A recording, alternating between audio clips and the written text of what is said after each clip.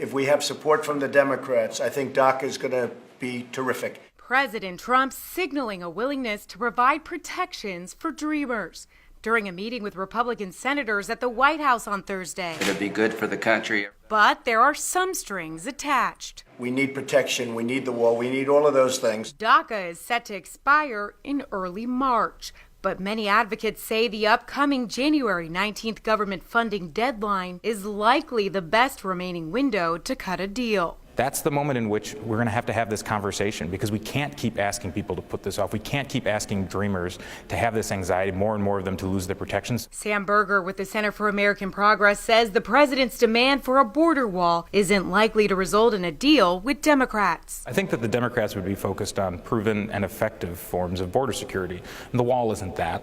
The wall is really just an attempt to make a political statement, really at the cost of millions of Americans. A deal on DACA hinges on two key questions: how far are Democrats willing to go to force a vote, and whether or not President Trump is willing to compromise on his demand for a border wall. I think if the Democrats were willing to give the president money for a wall, he would be happy to drop all the other demands.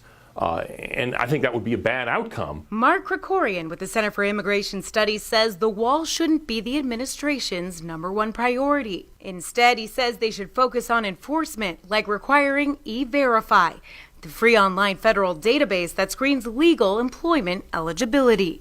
It would be a very big step toward weakening the magnet that draws future illegal immigrants here in the first place. He also would like to see changes made to a process that allows immigrants to sponsor the migration of extended family members. Basing immigration on basically on nepotism, on who you know, not what you know, is just bad policy, even if it had no security consequences. It's just a bad way to run an immigration system. It remains far from certain that congressional Democrats will agree to the terms that President Trump outlined for a DACA deal. In Washington, Samantha-Jo, Capitol Tonight.